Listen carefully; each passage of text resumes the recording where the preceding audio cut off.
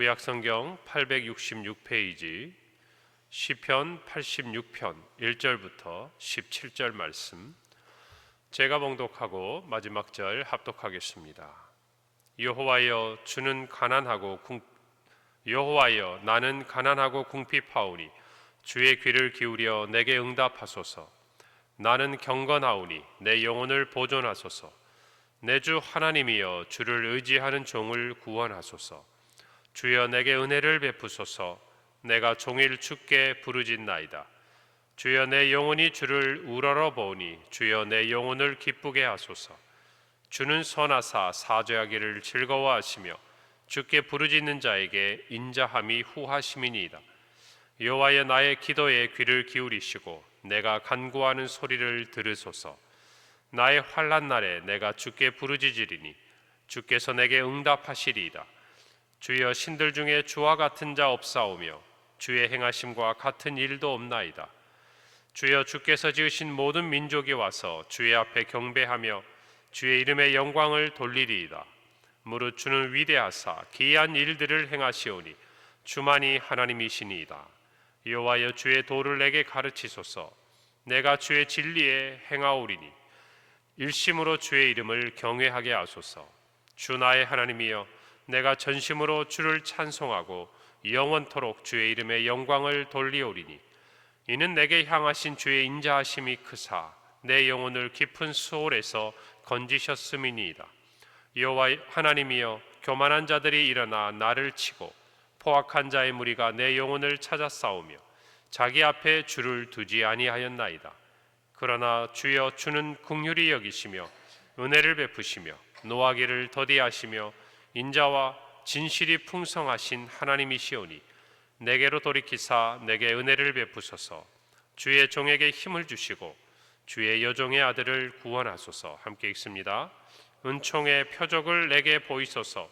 그러면 나를 미워하는 그들이 보고 부끄러워하오리니 여호와여, 주는 나를 돕고 위로하시는 이시니이다. 아멘. 시편 86편은 다윗의 기도다라고 표제어가 붙어 있습니다. 우리는 다윗의 모든 삶을 말씀을 통해서 자주 접합니다. 성경에 아브라함과 다윗의 자손 예수 그리스도의 계보라, 우리가 마태복음 1장 1절을 통해서 알 수 있듯이 성경의 수많은 인물들이 누구 하나 중요하지 않은 사람이 없지만 그래도 예수 그리스도를 더듬어 올라가는 그 시작은 아브라함 그리고 다윗이 있음을 우리는 알 수 있습니다. 다윗의 삶은 우리가 볼 때는 왕이었고 또 하나님의 마음에 맞는 사람이다라는 성경의 기록이 있지만, 그러나 그의 삶은 결코 평탄한 삶만은 아니었고 하나님을 의지하지 않고서는 한순간도 살아갈 수 없는, 또 하나님을 의지하지 않은 그 순간에는 그도 다른 사람과 마찬가지로 때로는 넘어지고 실수하는 지극히 인간적인 부분들을 우리는 성경을 통해 살펴볼 수 있습니다. 오늘 다윗의 기도는 비탄시 또는 탄원시다라고 분류합니다. 무슨 말인가 하니 그의 삶의 고난과 어려움 가운데서 하나님을 찾고 하나님 앞에 부르짖고 하나님께서 자신을 도와주기를 기도하는 오늘의 시편임을 우리는 알 수 있습니다. 다윗은 하나님 앞에 간절하게 그리고 또 긴급하게 하나님 나를 도와달라고 기도로서 부르짖고 있습니다. 오늘 1절에 보니까 여호와여, 나는 가난하고 궁핍하오니 주의 귀를 기울여 내게 응답하소서. 오늘 이 본문 말씀의 히브리어 원어의 순서를 보면 나는 가난하고 궁핍하다라는 이 말이 맨 뒤에가 있어요. 그래서 직역해 보면 이런 뜻이 됩니다. 여호와여, 주의 귀를 기울여 내게 응답하소서. 나는 가난하고 궁핍하기 때문입니다. 우리가 하나님 앞에 나아갈 때 기억해야 될 한 가지의 모습이 있어요. 하나님, 내게 은혜를 주십시오. 하나님, 나를 도와주십시오 라고 이야기할 때 하나님 앞에 늘 겸손함으로 나아가야 된다는 것이죠. 자신의 처지를 있는 그대로 알아야 한다는 것입니다. 오늘 다윗은 하나님 앞에 부르짖습니다. 자기를 도와달라고 합니다. 그러면서 그는 이렇게 말합니다. 왜냐하면 저는 가난하고 궁핍하기 때문입니다. 우리의 삶 가운데 무엇인가 풍족하고 부유하면 하나님으로부터 멀어지기 쉽습니다. 여러분 신명기서에도 보면 이스라엘 백성들이 아직 가나안 땅을 들어가지 않고 그 건너편 모압 평지에 있을 때 하나님은 모세를 통해 말씀하세요. 그 땅에 가면 너희가 좋은 것을 얻게 될 것이다. 하나님께서 너희에게 복을 주실 것이다. 그러나 그때 너희가 부요함으로 하나님을 잊어버릴까 염려한다라고 말합니다. 여러분 우리의 삶에도 마찬가지. 우리의 삶에 고난이 찾아오고 질병으로 어려움을 겪고 힘들면 우리는 하나님 앞에 나아갑니다. 왜요? 하나님의 도움이 필요하기 때문이에요. 가난하고 궁핍하고 병들면 우리는 하나님을 찾을 수밖에 없지요. 그러나 어떻습니까? 조그만 부유하고 조그만 하나님의 은혜가 우리 가운데 임하여서 형통함을 느끼는 순간 우리는 하나님으로부터 점점 멀어지는, 우리의 마음은 그게 아닌데 점점 멀어져가는 우리의 모습을 발견할 때가 있어요. 여러분 이게 인간이 가진 죄의 본성인 거예요. 하나님으로부터 자유롭고 싶어하고 이제는 내가 내 인생의 주인이 되고 싶고 하나님이 주신 은혜를 내 것인 양 누리고 싶고, 여러분 저와 여러분이 분명히 알아야 돼요. 하나님 앞에 우리가 나아갈 때 우리는 겸손함으로 나아가야 돼요. 여러분 그래서 성경에도 팔복에 우리가 첫 번째가 뭡니까? 심령이 가난한 자는 복이 있다. 여러분 다른 게 아니에요. 심령이 가난한 사람이 하나님을 찾기 때문이에요. 하나님 앞에 나오기 때문이에요. 저와 여러분도 마찬가지. 오늘 하루를 시작하면서 어쩌면 우리는 그 마음이 있기 때문에 이 자리에 나와 있는 거예요. 오늘 하루도 하나님의 은혜가 없으면, 하나님의 도우심이 없으면 내가 하루를 지나가면서 정말 내 힘으로 이 삶을 살아갈 능력이 없다는 것을 고백하는 것이 오늘 이 자리에 나와 있는 저와 여러분의 모습에서 드러나는 거예요. 오늘 우리 모두가 이 마음을 간직하기를 바랍니다. 여러분 우리는 가난하고 궁핍하면 힘듭니다. 마음이 슬퍼요. 어렵습니다. 그러나 낙심하지 말 것은 그 자리에서 우리는 더욱 하나님을 간절히 사모할 수 있기 때문이라는 것을 잊지 마세요. 그것이 저와 여러분에게는 필요하고 중요한 것입니다. 우리의 인생이 마치 우리의 것인 양, 하나님 우리가 이 땅에 사는 동안 허락하신 것들이 마치 내 것인 양 살다 보면 늘 말씀드린 자예요. 언젠가 하나님이 우리에게 가르쳐 주실 때가 있어요. 사랑한다면 우리의 생명의 날이 누구의 것인지, 우리에게 주신 물질이 어떤 것인지, 우리 누구의 것인지, 우리의 건강이 누구로부터 오고 있는 것인지를 하나님이 가르쳐 주시는 때가 온다 그 말입니다. 그때 정말 두려움으로 그날을 맞이하기 전에 하나님 앞에 늘 고백하는, 늘 간구하는, 하나님을 찾는 저와 여러분이 되어야 할 줄로 믿습니다. 여러분 2절 말씀해 보니까 나는 경건하오니 내 영혼을 보존하소서. 내 주 하나님이여 주를 의지하는 종을 구원하소서. 여러분 이 2절도 마찬가지예요. 하나님 내 영혼을 보존해 주십시오. 지금 내 삶의 고난과 어려움으로 말미암아 내 영혼이 산산이 두려워하고 흩어질 만큼 두려움 가운데 있습니다. 그런데 왜냐하면 나는 경건하기 때문입니다. 이거 똑같은 의미예요. 여러분 우리가 하나님 앞에 나아가려면 첫 번째 가난한 마음이 필요합니다. 근데 두 번째가 하나가 더 있어요. 우리가 하나님 앞에 경건함을 유지하지 못하면요 결정적인 순간에 오히려 하나님으로부터 멀어집니다. 여러분 그걸 아셔야 돼요. 우리가 당연히 하나님 앞에 나아가야 하는데도 우리의 마음과는 다르게 우리는 점점 하나님으로부터 멀어져 가요. 우리가 부요하고 형통할 때 하나님으로부터 멀어져 간다는 것이야. 나에게 주신 이 은혜와 시간들이, 이 복이 내 것으로 좀 누리고 싶은 내 욕심과 마음이라 할지라도 여러분 어때요? 내가 힘들고 어렵고 그 가운데서 내가 가난하기까지 하면 사람의 마음이 하나님 앞에 달려가야 되지 않겠어요? 그런데 또 한 가지가 있어요. 평소에 하나님과의 관계가 깨어져 있는 사람, 하나님으로부터 멀어져 있는 사람은요 어려울 때 하나님 앞에 찾아가기가 어렵다는 것이에요.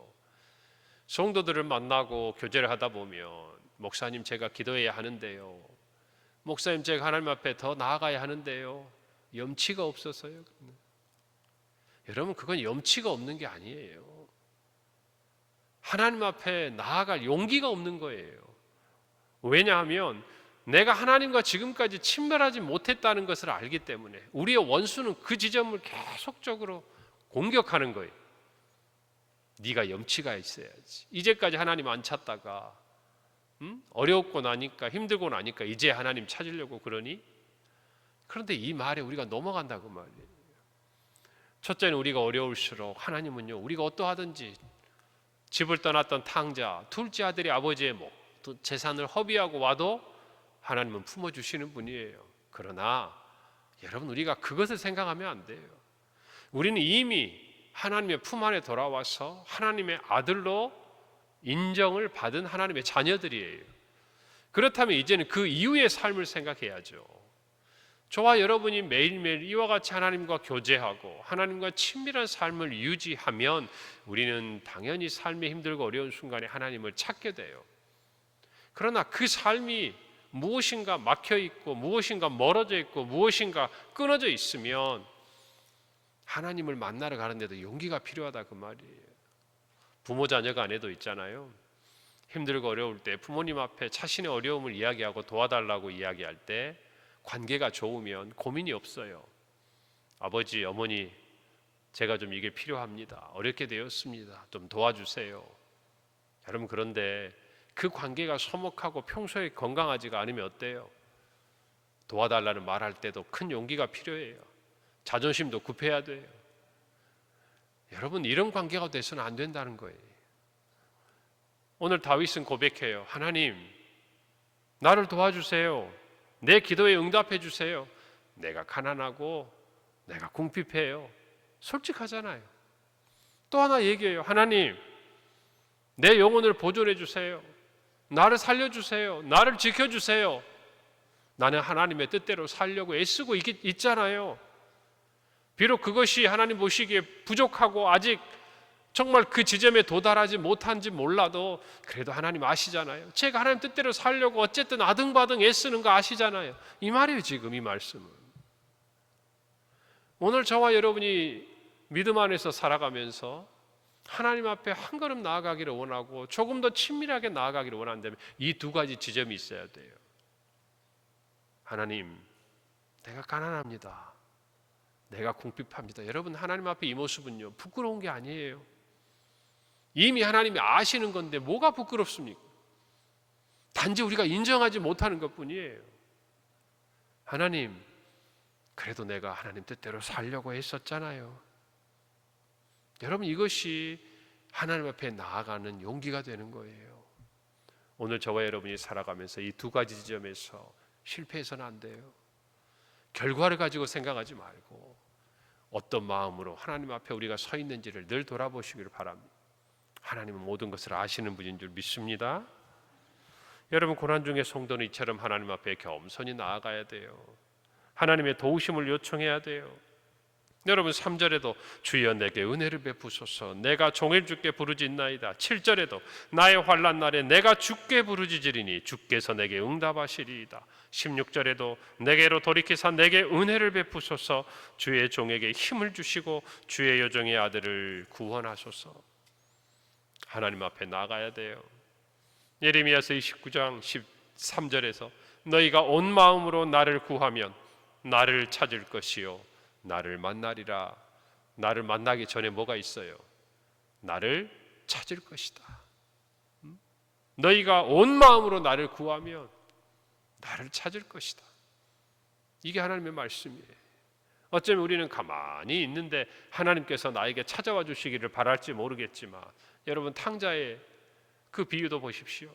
가난하고 먹을 것이 없고 돼지가 먹는 그 쥐엄나무 열매를 먹다가 용기를 내잖아요.